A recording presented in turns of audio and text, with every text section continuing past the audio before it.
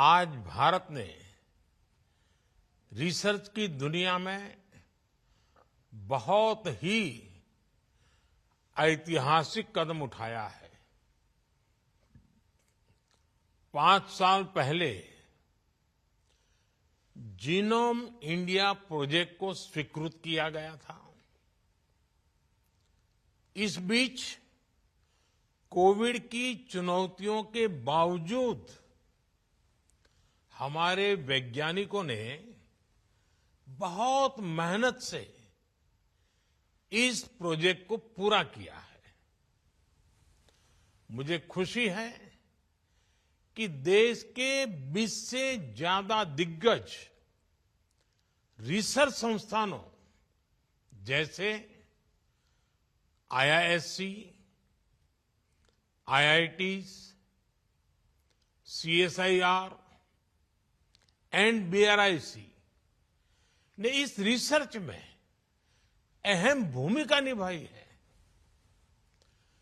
इस प्रोजेक्ट का डेटा 10,000 भारतीयों का जीनोम सीक्वेंस अब इंडियन बायोलॉजिकल डेटा सेंटर में उपलब्ध है।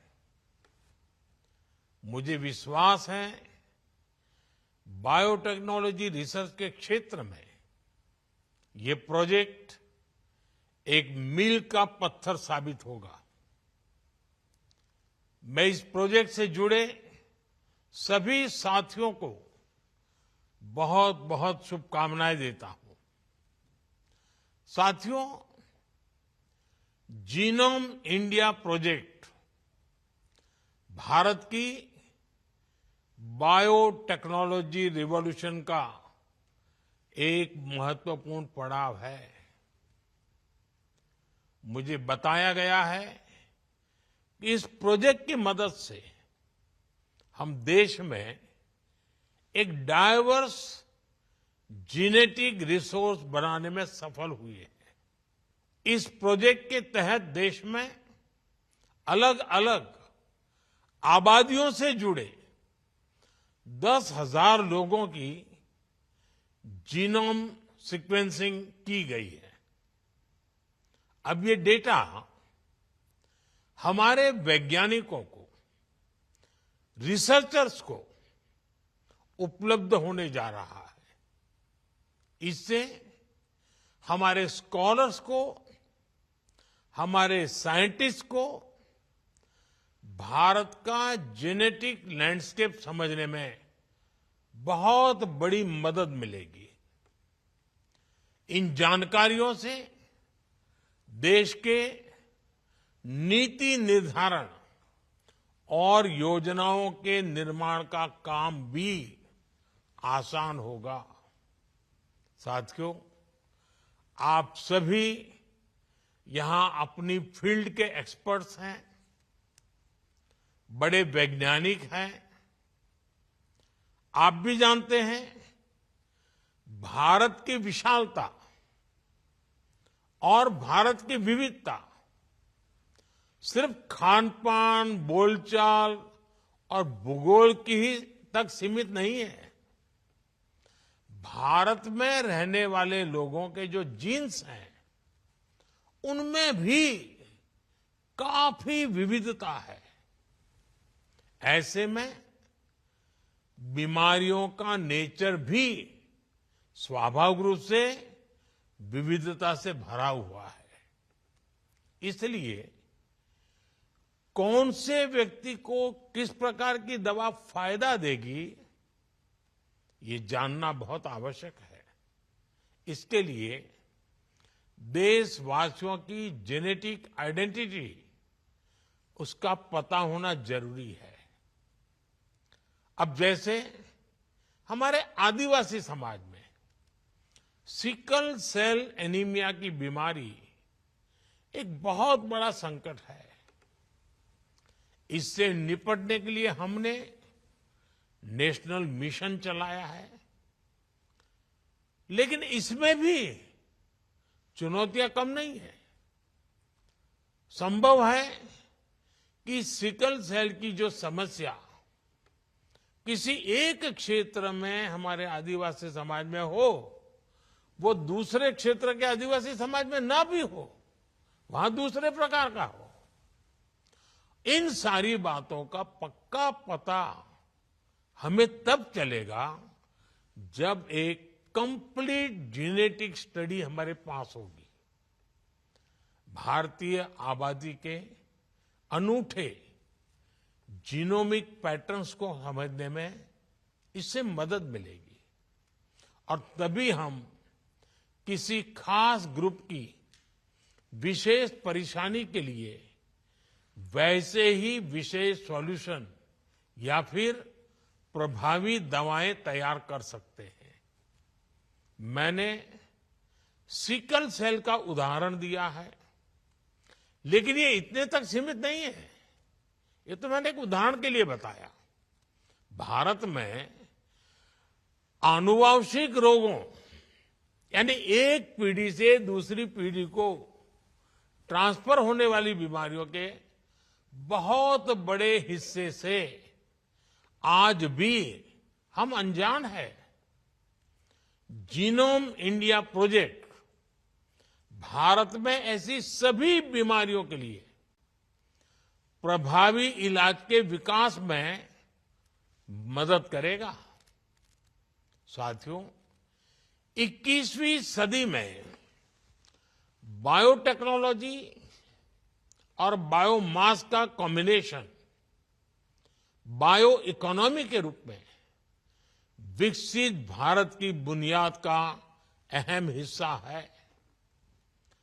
बायो इकोनॉमी का लक्ष्य होता है नेचुरल रिसोर्सेज का सही इस्तेमाल, बायो बेस्ड प्रोडक्ट्स और सर्विसेज का प्रमोशन और इस सेक्टर में रोजगार के नए मौके बनाना।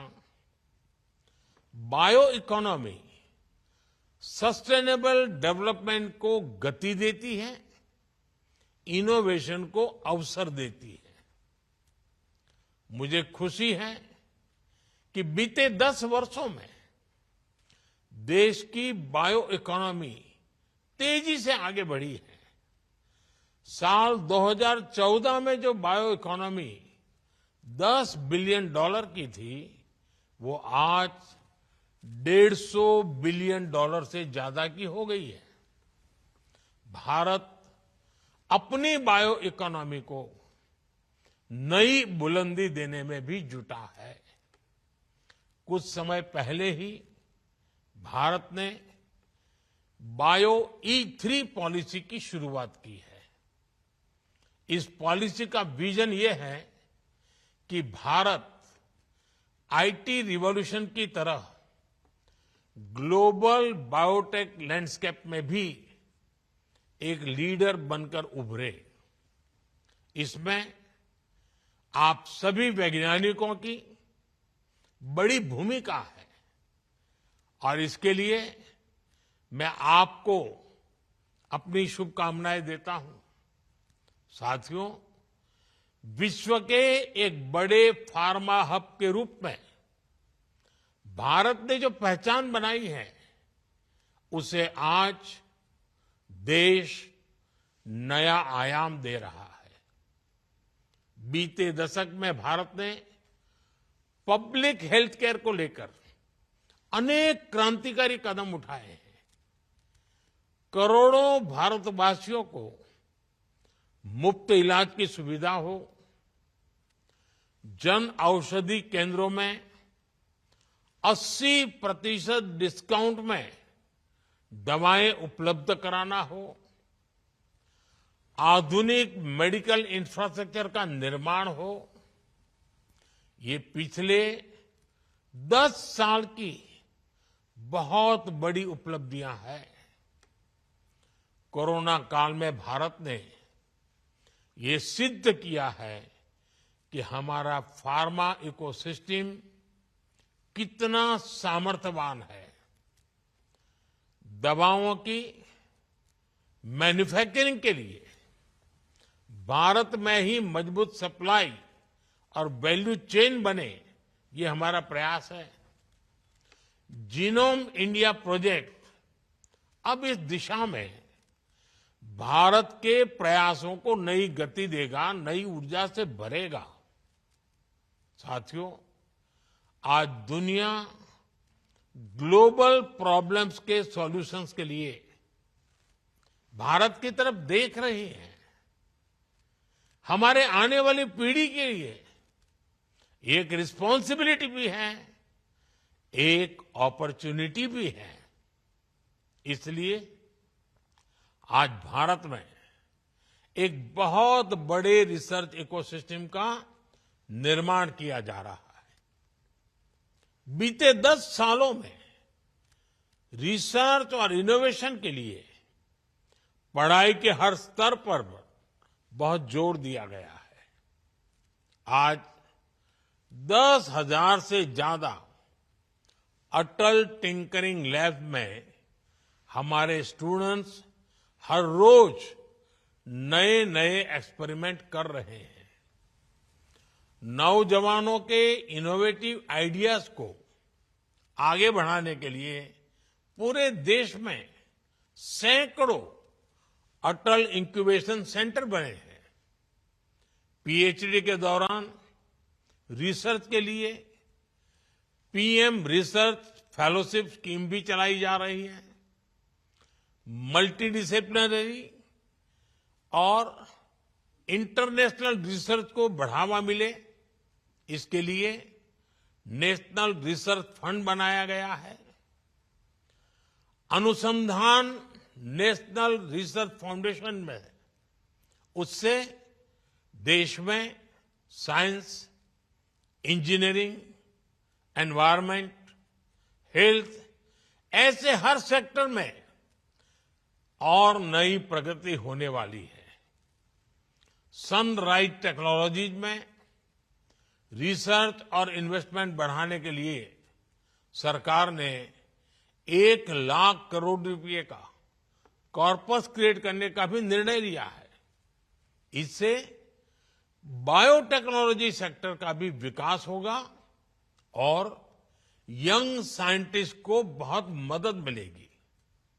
साथियों, हाल ही में सरकार ने वन नेशन वन सब्सक्रिप्शन का एक और अहम फैसला लिया है। दुनिया के प्रतिष्ठित जर्नल्स तक भारत के स्टूडेंट्स की, रिसर्चर्स की पहुंच आसान हो, उन्हें खर्च न करना पड़े, हमारी सरकार ये सुनिश्चित करेगी। ये सारे प्रयास भारत को 21वीं सदी की दुनिया का नॉलेज हब, इनोवेशन हब बनाने में बहुत मदद करेंगे। साथियों, जिस तरह हमारे प्रो पीपल गवर्नेंस ने, हमारे डिजिटल पब्लिक इंफ्रास्ट्रक्चर ने दुनिया को एक नया मॉडल दिया है, मुझे विश्वास है उसी तरह जीनोम इंडिया प्रोजेक्ट भी जेनेटिक रिसर्च के क्षेत्र में भारत की छवि को और सशक्त करेगा। एक बार फिर आप सभी को जीनोम इंडिया की सफलता के लिए मेरी ढेर सारी शुभकामनाएं। धन्यवाद। नमस्कार।